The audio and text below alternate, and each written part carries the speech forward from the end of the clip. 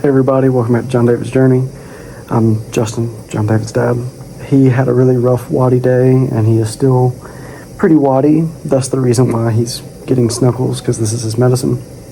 He did get waddy enough today that he had to have his rescue medicine, which is only the second time that has happened since we've been in the step-down unit. The first one was the very first night we came over, and then the second one was today, which he finished his Ativan yesterday and had his clonidine wean today, so because of that, he's waddy. He's going through his withdrawals. They did keep his feeds the same, and I think the plan is to finish getting him off the sedation medicine before they try and increase the feeds again. However, we're in the short rows now, should be out of here in about a week. He had PT and speech come by today, and he took about 3 mLs by mouth with speech, which again is about 1/10 of an ounce, but that's a good start. We just gotta keep building them up over time. And then I placed my first NG tube with him today. He took this one out when he had a bath this evening, and so we gave him a bath, took the NG tube out, and then when we put the new one in, I got to place it. So that was my first one. We have equipment training tomorrow, and today marks 2 months since his chest has been closed. He had a pretty long, extended stay with his chest open. I believe it was 9 days, but we finally got him closed after a little over a week, and he hasn't had to have it opened up back since then. So the next time he'll have to have it open will be when we come back for that next surgery. Hunter had a pretty good day. He had a fun morning with Mimi and Gigi. I finished day 14 of the Ronald McDonald House Charities Challenge, and then Hunter is apparently definitely my kid because he loves running around everywhere, as you'll see in the clips. And he also pulled himself a little Charlie Brown when he slipped up and fell on the wet grass. But other than that, we had a pretty good evening. Like I said, he had a bath. Y'all see all that. Now, I want to give a little shout out to Baldwin Woods Pharmacy. It is a pharmacy in Whiteville, North Carolina that is the pharmacy that we trade at. And it is wonderful.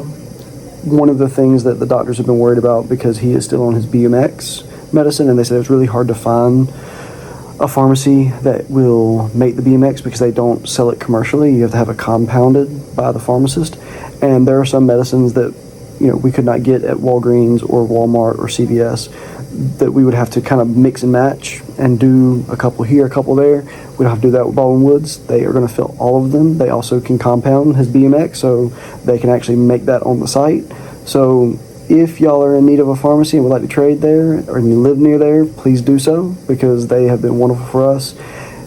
Support your local pharmacies and your independent pharmacies. The big ones, they are, for the most part, seem to be kind of in bed with a lot of the insurance companies, and they're getting kickbacks from them, but your local ones are the ones who care about you, and they're the ones who are willing to go that extra mile for you. And I can tell you right now, they've gone the extra mile for us, and I know they do for all their patients. So if y'all have the ability to go to Baldwin Woods Pharmacy, y'all live in or around the Whiteville area, please go there and see them because they are wonderful.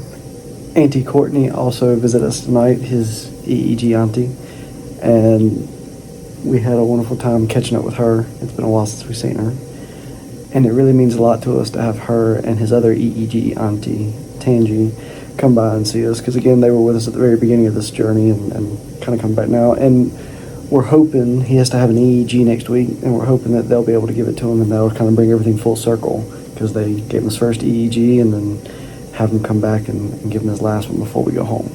And for the shorts, if y'all watch them, 2 of them are in English, one explaining the challenge, and then one that was the challenge, and then 2 other ones are in Spanish. If you're wondering why I did them in Spanish, es porque hablo español. So it's because I speak Spanish. It is actually one of the subjects I'm certified to teach in North Carolina, and it's what I have taught for 7 years. The last 3 years have been social studies, but the first 7 were Spanish. And so because of that, I figured it would be a good way to kind of use my skill of speaking Spanish. I am a little rusty since I hadn't taught it in 3 years.